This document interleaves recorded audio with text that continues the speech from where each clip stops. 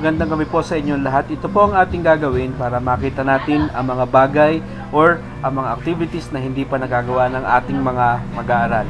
So please ask your daughter or your son to open his or her Google Classroom. So dito po sa video presentation na ito, gagamitin ko ang aking student account.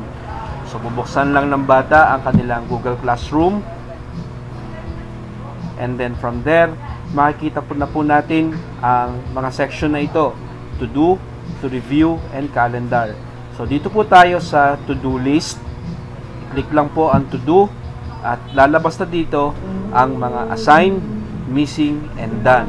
So pag sinabi po nating assign, ito yung mga dapat pa niyang gawain. At makakapili po kayo kung anong subject ang inyong titingnan. So lahat ng subjects na gumagamit ng Google Classroom, dito po lalabas. So, pwede nyo pong piliin yung ESP or ESP7 or kung ano mang subject po yon, at lalabas po kung ano yung mga dapat pa niyang gawin doon. Sa missing naman, ito po yung mga nakaligtaan ng mga bata na i-return or turn in ang kanilang assignment o kaya i-mark as done yung assignment nila.